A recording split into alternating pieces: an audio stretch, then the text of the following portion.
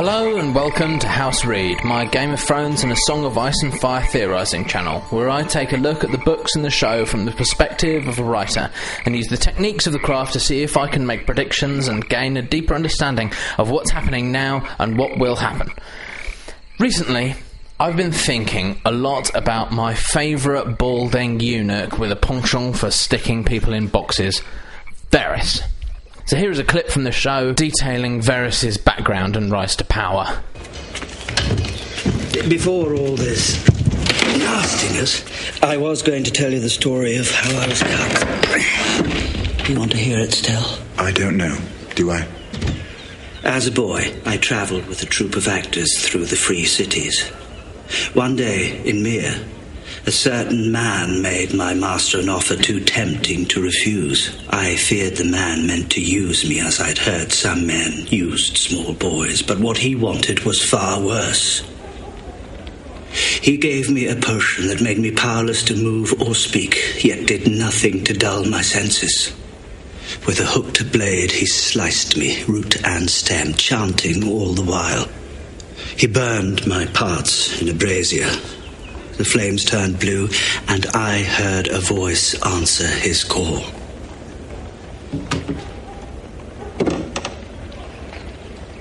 I still dream of that night. Not of the sorcerer, not of his blade. I dream of the voice from the flames. Was it a god, a demon, a conjurer's trick? I don't know. But the sorcerer called, and a voice answered. And ever since that day, I have hated magic and all those who practice it. But you can see why I was eager to aid in your fight against Stannis and his Red Priestess. A symbolic revenge of sorts. Yes. I feel the need for actual revenge. Against the actual person who tried to have me killed. Which will require a degree of influence which you do not possess at the moment.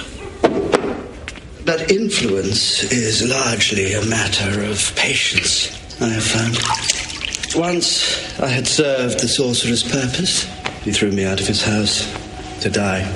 I resolved to live, to spite him. I begged. I sold what parts of my body remained to me. I became an excellent thief, and soon learned that the contents of a man's letters are more valuable than the contents of his purse. Step by step, one distasteful task after another, I made my way from the slums of Myr to the small council chamber. Influence grows like a weed. I tended mine patiently until its tendrils reached from the Red Keep all the way across to the far side of the world, where I managed to wrap them around something very special.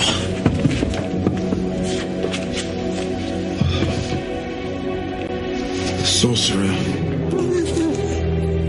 Hello, my old friend. It's been a long time.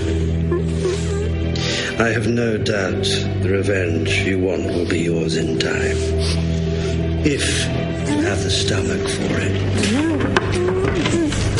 Varys is one of my favourite characters on the show, in that he represents one of the things that I like most about the show, which is the Machiavellian wheelings and dealings behind the scenes through which the TV series in the first book gets its name. And I know that whenever Varys is on screen, things are about to get far more interesting. So to apply the techniques of the craft of writing to the character of Varys. Varys, on his own, is almost half a character. I view him as one side of a two-sided coin or sword, and the other side of that coin is Peter Baelish, otherwise known as Littlefinger. Many of Varys' best scenes are between these two characters, and it's almost impossible to consider the fate of Varys without also considering Peter Baelish.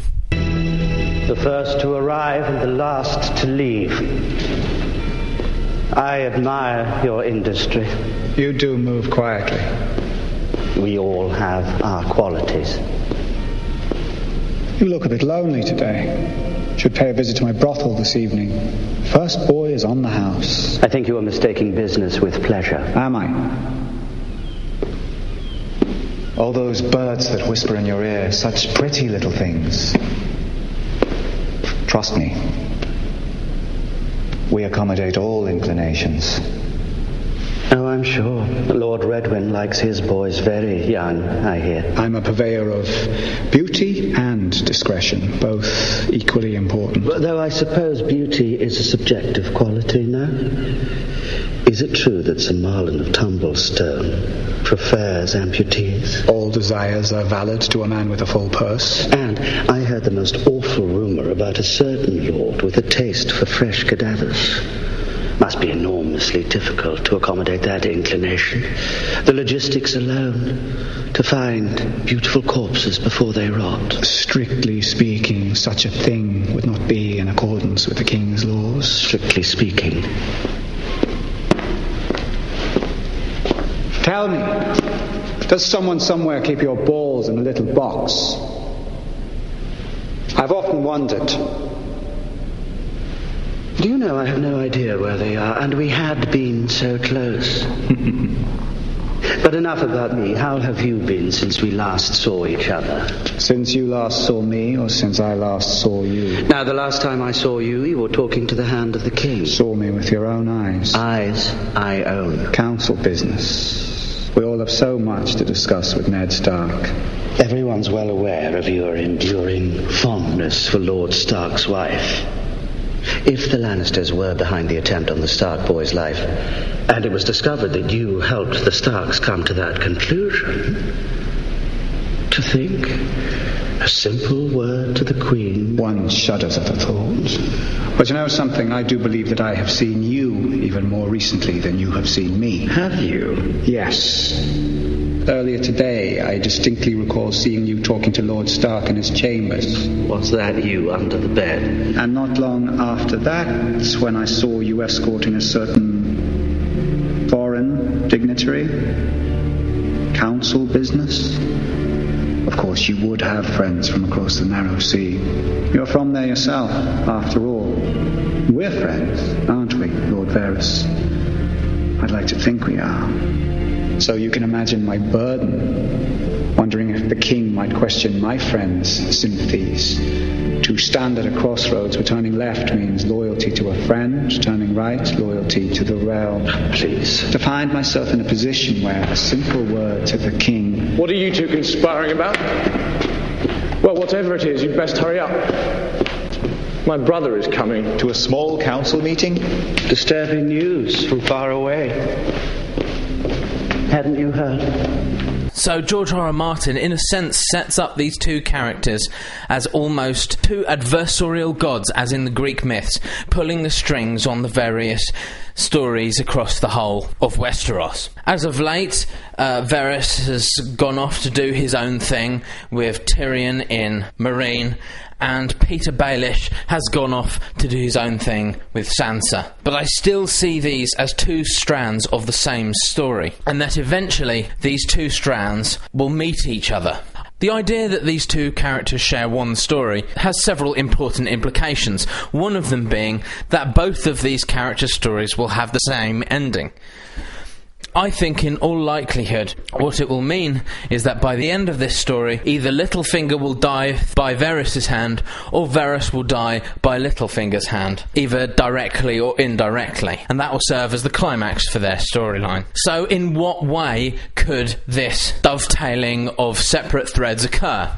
Well, the most obvious way is that their independent threads are going to cross paths with each other, in the sense that they're going to arise a direct conflict or contradiction in their end goal, so that in order for Littlefinger to achieve his goals, Varys will have to fail, and in order for Varys to achieve his goals, Littlefinger would have to fail. Thus bringing these two characters back into conflict and full circle for the ending of their story. So to give us an idea of what kind of contradiction this conflict may be, let's take a look at, in Varys' own words, what it is that he is after.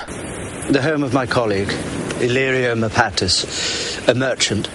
He and I met many years ago through mutual friends. A group of people who saw Robert Baratheon for the disaster he was. We tried to do what was best for the realm by supporting a Targaryen restoration. And thus began the chain of mistakes that has led us both here. Things have gotten worse, not better. Westeros needs to be saved from itself. And then later in this same conversation, he actually, more specifically, explains what it is that he wants. What is it you want exactly? Peace. Prosperity. A land where the powerful do not prey on the powerless. Where the castles are made of gingerbread and the moats are filled with blackberry wine. The powerful have always preyed on the powerless. That's how they became powerful in the first place. Perhaps. And perhaps we've grown so used to horror, we assume there's no other way. If you sat on the Iron Throne, would you spread misery throughout the land? I will never sit on the Iron Throne. No, you won't. But you could help another climb those steps and take that seat. The Seven Kingdoms need someone stronger than Tommen, but gentler than Stannis. A monarch who can intimidate the High Lords and inspire the people.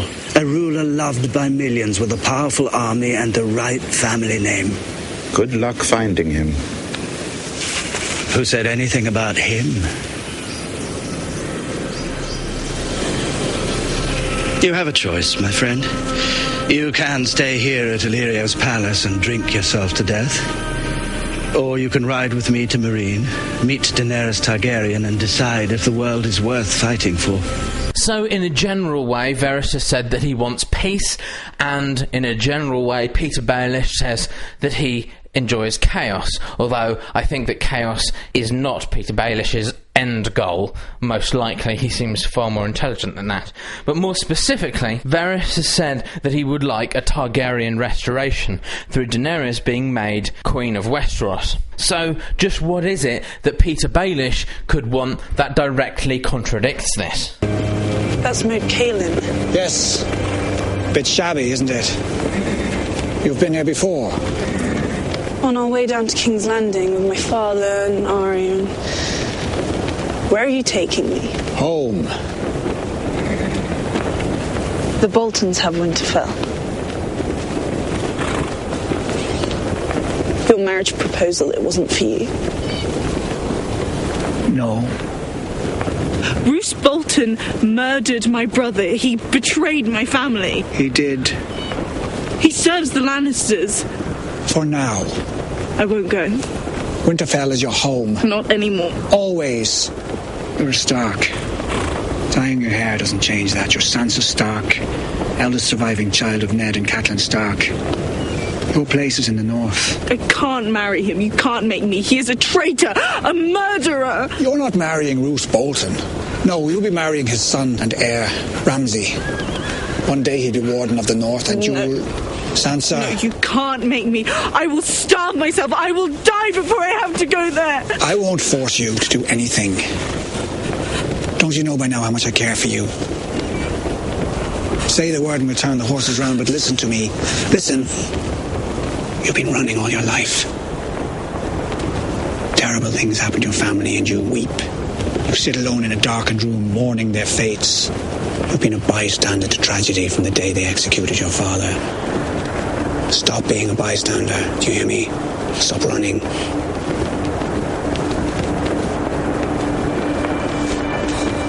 There's no justice in the world. Not unless we make it. You loved your family. Avenge them. Peter Baelish's motives are very unclear at this stage.